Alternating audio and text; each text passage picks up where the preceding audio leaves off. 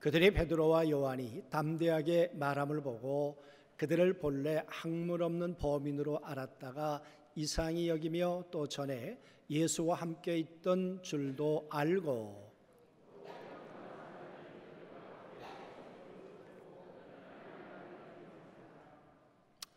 명하여 공회에서 나가라 하고 서로 의논하여 이르되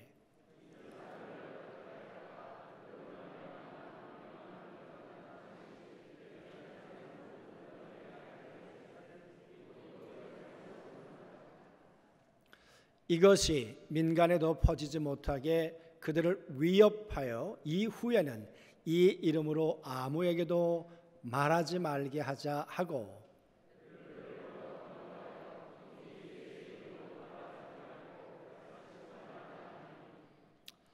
베드로와 요한이 대답하여 이르되 하나님 앞에서 너희의 말을 듣는 것이 하나님의 말씀을 듣는 것보다 옳은가 판단하라.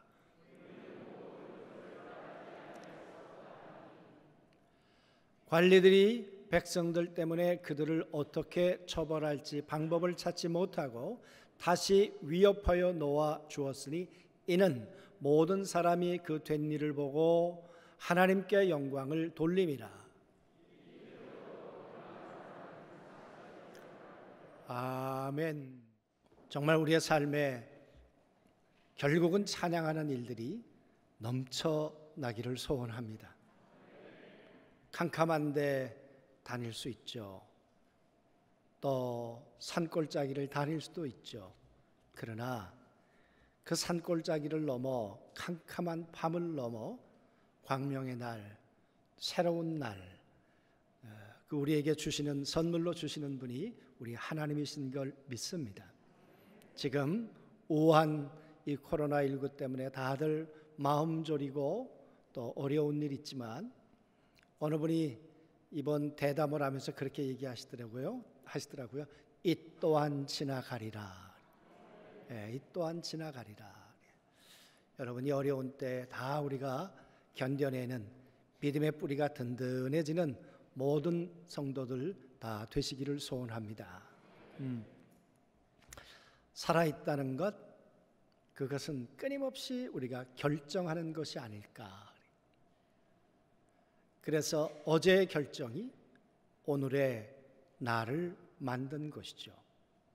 또 오늘 우리가 무엇을 결정하느냐가 내일의 모습을 또 만들 것입니다. 그런데 그 결정을 하게 될 때 결정의 근거가 뭘까 그 말이에요. 어떤 분은 종교적인 이유 때문에, 어떤 분은 인간관계 때문에, 또 어떤 분은 가치 때문에, 또 어떤 분은 이익 때문에 결정할 수가 있겠죠. 여러분, 그 결정이 모든 사람들에게 감동이 되기도 하지만 그러나 모든 결정이 사람들에게 감동이 되는 것은 아니고 사람들에게 절망과 실망을 줄 수도 있겠죠.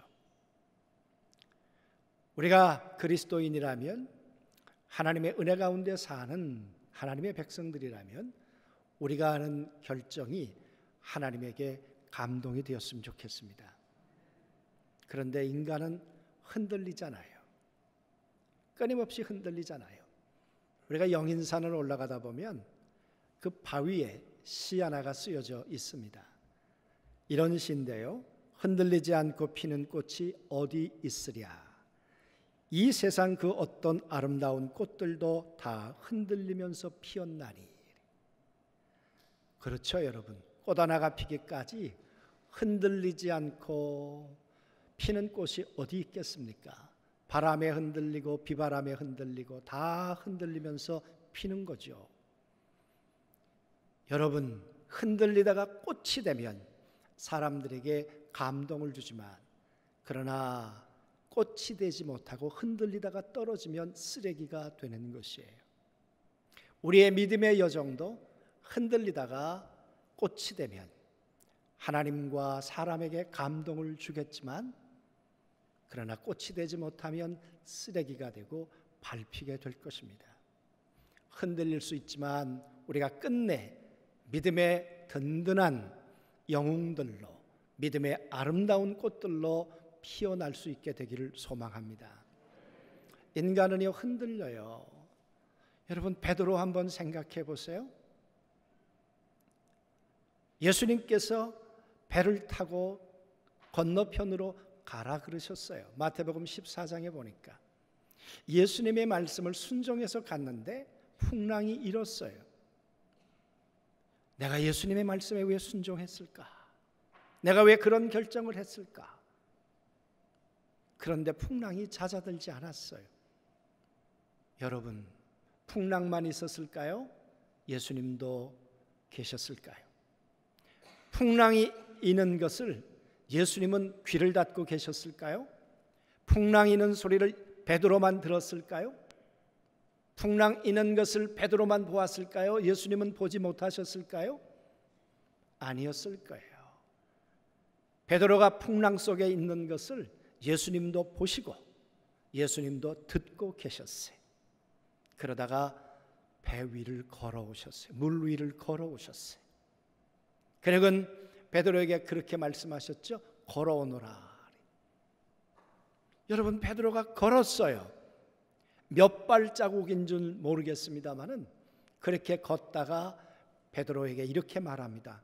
왜 의심하여 빠져들어가느냐. 그러니까 믿음과 의심이 함께 있는 게 베드로였고요. 그 모습이 우리의 모습이에요. 그래서 흔들리는 거예요. 예수님을, 하나님의 말씀을 굳게 붙드는 것 같지만 그러나 마음 한구석엔 의심이 떠나질 않아요. 그뿐이었을까요? 베드로, 예수님이 십자가에 달려 돌아가시려고 할 때, 재판받으려고 하실 때 베드로의 마음은 한없이 흔들렸어요.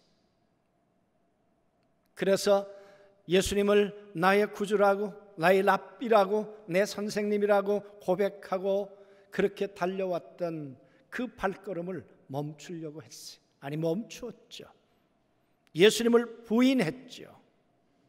흔들리는 것이 아니라 쓰레기가 되었죠. 꽃이 아니라. 여러분, 그게 인간이에요. 그게 우리의 모습이에요. 그것뿐일까요? 부활하신 예수님께서 제자들에게 나타났어요.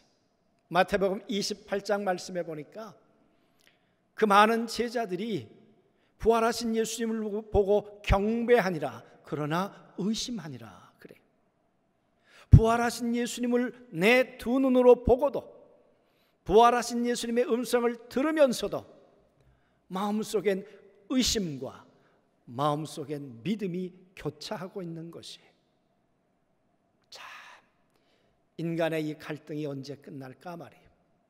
인간의 이 불완전이 언제 종지부를 찍을까 그 말이죠.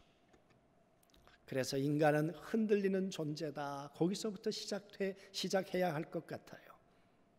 여러분, 그렇게 흔들렸던 베드로가 오늘 어쩌면 인생 최고의 위기를 맞고 있는 것이에요. 지난주에도 말씀드렸습니다마는 3장에서 안전뱅이를 고쳤어요. 40년 동안 앉아 있었던 사람. 그런데 여러분, 그게 뭔 시비거리가 됩니까? 그런데 여러분, 그게 시비거리가 됐어요. 그래서 그는 감옥에 들어갔어요. 감옥에 들어갔다가 그 다음날 오늘 다시 재판받기 위해서 다시 베드로를 끄집어낸 거예요. 그런데 그 베드로를 재판하고 있는 사람들이 어떤 사람들입니까? 예수님을 십자가에 못 박기로 결정했던 사람들이에요. 그 사람들이 오늘 얘기하고 있는 거예요. 왜 예수 이름을 말하고 있는가? 왜 예수님이 부활했다는 이야기를 말하고 있는가? 우리가 죽였는데, 우리가 역사를 바꿨는데, 하나님이 하나님의 아들이라고 얘기하셔도 우리는 하나님의 아들이 아니야. 예수님이 세상 죄를 지고 가는 하나님의 어린 양으로 이 땅에 오셨는지 모르지만 우리는 나무에 달려 죽은 저주받은 한 인간일 뿐이야. 하나님의 아들이라고? 천만에. 나사렛 동네 요셉의 아들이야. 역사를 바꾸고 성경을 바꾸고 하나님의 계획을 합법적으로 바꾸는 사람들이 이 사람들이에요. 이 사람들에게 두려움이 있을까요? 이 사람들에게 베드로의 목숨이 가치가 있을까요? 벌레 같은 존재일 거예요. 여러분, 그 사람들 앞에 오늘 베드로가 불려 나갔어요. 베드로 흔들리지 않았을까요? 그 순간에 베드로는 무슨 생각이 들었을까요? 베드로를 죽였던, 아니 예수님을 십자가에 못 박았던 그 사람들이 나도 죽일 수 있겠구나, 그런 두려움이 베드로에게 없었을까, 그 말이에요. 예수님을 십자가에 못 박았던 그 망치 소리가 여러분 그 귓전에 들려오지 않았겠는가, 그 말이에요. 예수님을 재판했던 그 재판장의 그 날카로운 소리가 베드로의 마음속에 한없는 두려움으로, 죽음의 공포로 다가왔을 것입니다. 그뿐이었을까요? 내가 죽는다면 내 아내는 어떻게 될까? 내 가족들은 어떻게 될까? 베드로는 장모가 있었잖아요. 아내가 있었고 아마 자식들도 있었겠죠. 그런 베드로, 아내의 울음소리가 들리지 않았을까요? 자식들의 비명소리가 들리지 않았을까요? 예수가 뭔데 예수 때문에 우리를 고아로 만드는 겁니까? 예수가 뭔데 예수 때문에 나를 과부로 만드는 겁니까? 우린 어떻게 살라고? 여러분, 그 소리가 안 들렸겠냐, 그 말이에요. 그 흐르는 눈물 소리가 안 보였겠는가, 그 말이에요. 오늘 베드로 어떻게 결정해야 할까, 그 말이에요. 어떻게 살아야 할까? 사악한 늑대보다 못한 권력자들, 굶주린 돼지보다 못한 이 종교인들, 피냄새에 굶주린 하이에나 같은 저 잔인한 인간들 앞에 있는 것이, 먹잇감으로 있는 것이,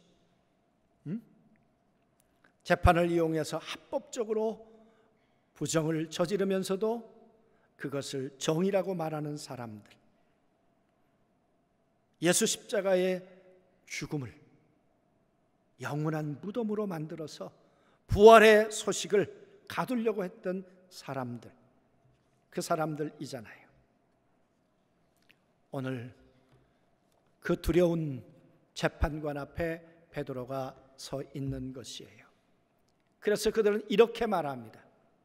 그들이 베드로와 요한이 대답함을 보고 말함을 보고 그들을 본래 학문 없는 범인으로 알았다가 이상히 여기며 또 전에 예수와 함께 있던 줄도 알고.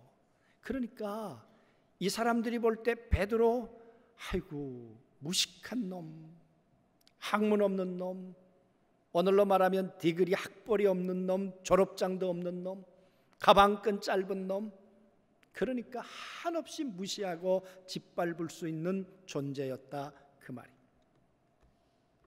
그러니 뭐 대단한 인물도 아니잖아요. 여러분, 그런데 이들에게 한 가지 문제가 생겼어요. 그 다음 구절에 보면 병 나은 사람이 그들과 함께 서 있는 것을 보고 비난할 말이 없는지라. 베드로를 보니까 하잘것없는데 그런데 증거가 있잖아요. 재판에서 중요한 게 뭐예요? 증거잖아요. 아니 예수 이름으로 40년 동안 앉아 있었던 사람, 오늘 여기 보니까 그의 나이가 40이라. 너무도 분명한 그 안진뱅이가 지금 증인으로 있는 거예요. 함께 있는 거예요. 이걸 어떻게 부인할 방법이 없잖아요.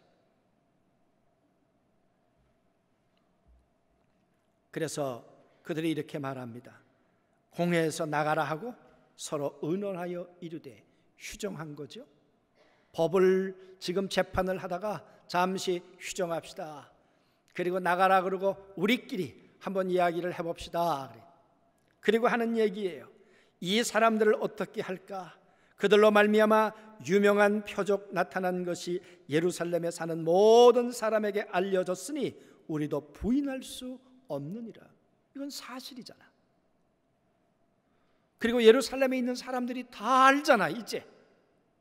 그런데 아니라고 말하면 그러면 우린 뭐가 되는 거지?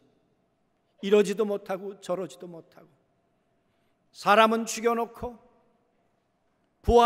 부활했다는데 부활은 말하지 말라 그러고, 사람들은 부활을 믿기 시작했고, 갈등이죠. 고민이죠. 여러분 보았으면, 들었으면, 믿으면 좋았을 텐데. 그런데 그렇지 않더라고요. 똑같은 걸 보고도, 똑같은 십자가를 보고도 누구에게는 구원의 증거가 되지만 또 어떤 사람들에게는 멸망의 징표가 되잖아요.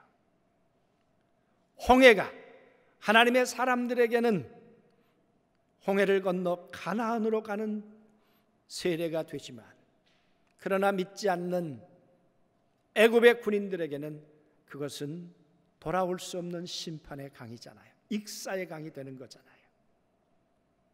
여러분, 똑같은 십자가가, 똑같은 예수 그리스도가 오늘 베드로에게는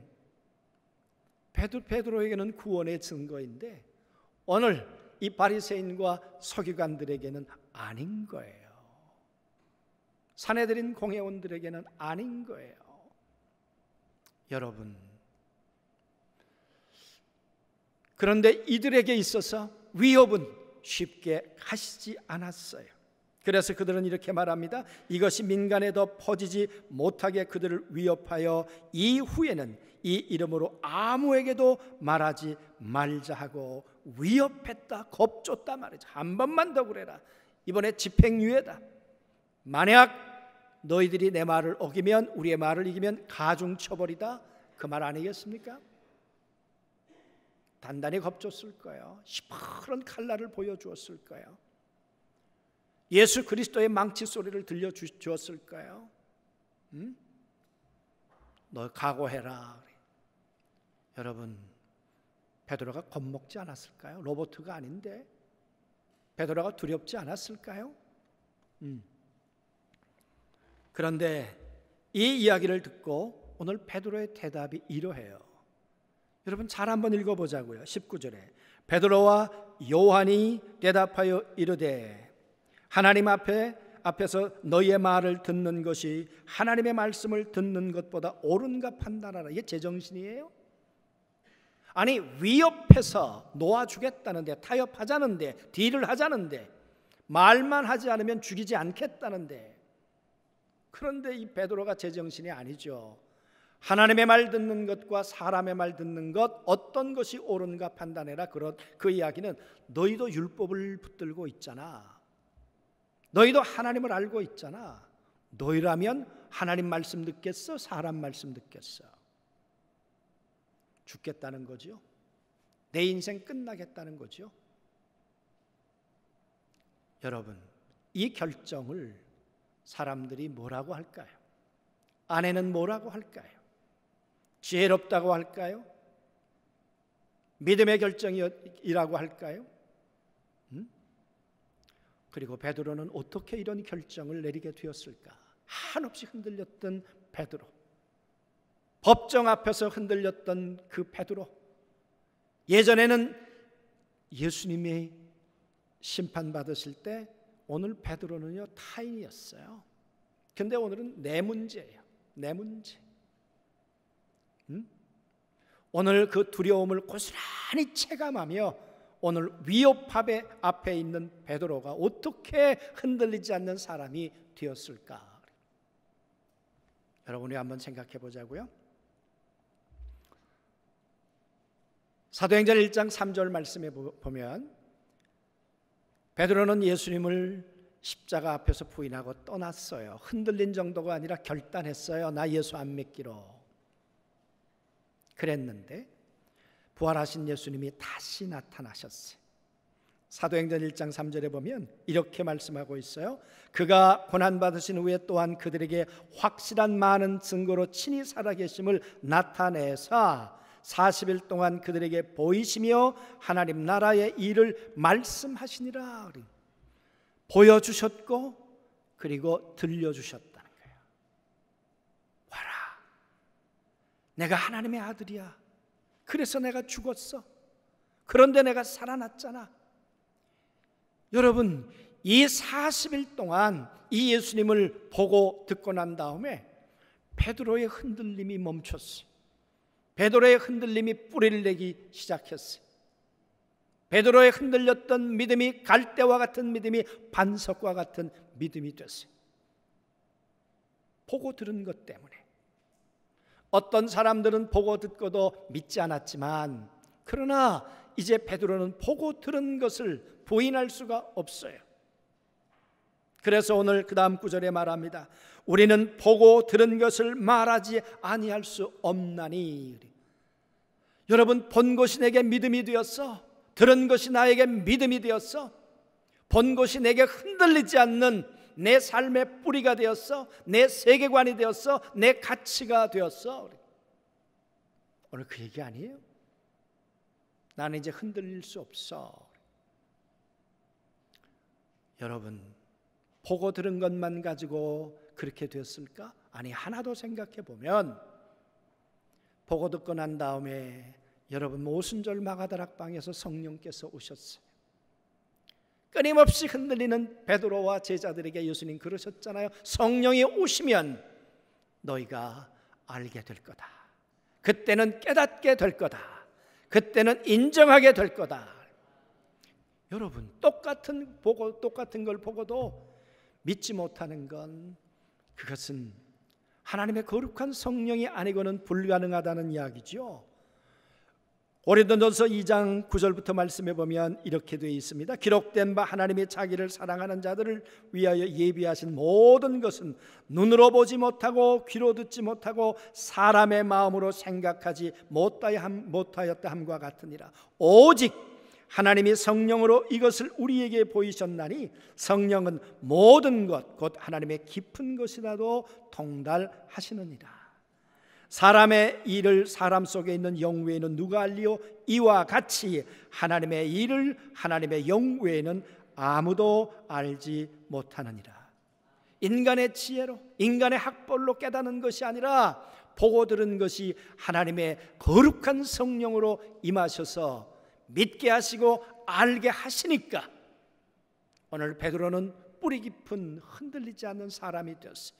예수 그리스도에 대해서 믿음의 사람이 되었어요. 예수 그리스도에 대해서 흔들리지 않는 사람이 되었어요. 오늘 그 사람이 오늘 골리앗 앞에 있는 거예요.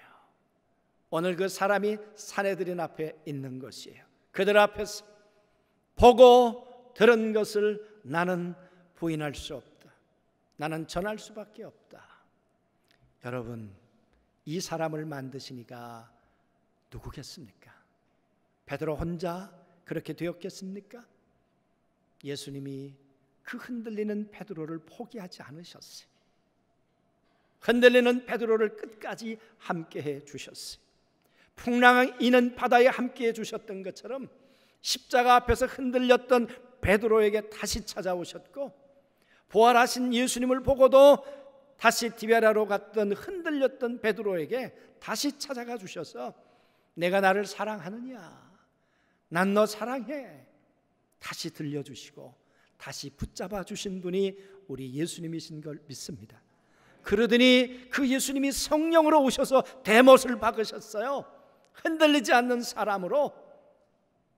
오늘 우리들에게도 하나님의 거룩한 성령으로 흔들리지 않는 믿음의 사람들이 되었으면 좋겠어요.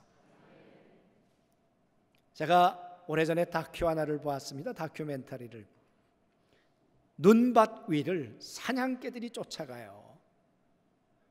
개들이지만 어떻게 호랑이를 쫓아갈까요? 개들이 말이에요. 사냥개가. 개하고 사냥개가 게임이 됩니까? 숫자가 많다고 한들. 그런데 그 해설하시는 분이 이렇게 해설했어요. 뒤에 주인이 있다는 걸 믿기 때문이다. 주인이 총 가지고 있다는 걸 믿기 때문이다. 오늘 베드로 왜 이렇게 담대했어요? 왜 이렇게 간이 부었어요? 주님이 나와 함께 계신다는 걸 믿기 때문에, 성령님이 내 안에 함께 계신다는 것을 믿기 때문에, 그래서 말하는 거예요. 내가 보고 들은 것을 전하지 않을 수 없다. 여러분, 바보 같은 결정인데 이 결정이 여러분 어떤 모습으로 나타났을까요? 오늘 보세요. 어떤 모습을 보고 들려주셨는지. 관원들이 백성들 때문에 그들을 어떻게 처벌할지 방법을 찾지 못하고 다시 위협하여 놓아 주었으니 이는 모든 사람이 그 된 일을 보고 하나님께 영광을 돌림이라. 무슨 얘기예요? 분명히 예수 이름으로 말하면 안 되는 건데, 허락해 준 적도 없는데, 그러면 법으로 처벌해야 하는데, 그런데 여러분, 사람들 때문에 못하는 거예요. 여론 때문에 못하는 거예요. 그 여론이 어떤 여론들입니까? 예수 믿는 사람들이 이제는 늘어나기 시작했어요. 예루살렘에 3,000명씩 5,000명씩 예수의 부활을 믿는 사람들이 생겨났어요. 베드로가 아니라 이거는 5,000명 3,000명의 이야기예요. 우리는 예수를 믿습니다. 우리는 예수의 부활을 믿습니다. 그러니 정치하는 사람들은 여론에 굉장히 민감하잖아요. 만약 우리가 잘못 결정했다면 우리의 결단이 어떤 문제를 가져올까 아마 고민했던 것 같아요. 그러다가 내린 결정이 뭐예요? 집행유예. 위협하고 다시는 말하지 마라. 그랬더니 여러분, 모든 사람들이 하나님 앞에 영광을 돌려요. 여러분, 얼마나 감격스러웠을까? 베드로의 결단이 쓰레기가 되지 않았어요. 베드로의 결단은 영광이 되고요, 박수 소리가 되고요, 환호성이 됐어요. 승리의 함성이 됐어요. 믿음의 결단은 하나님이 우리를 초라하게 만들지 않습니다. 믿음의 결단은 하나님이 반드시 하나님 책임져 주실 줄로 믿습니다. 그러면서 한마디 더 참 방점을 찍어요. 이 표적으로 병 나은 사람은 40여 세나 되었더라. 그 말은 40여 년 동안 일어나지 못했던 이 사람이 증인으로 있잖아. 다시 한번 그 얘기를 하는 거예요.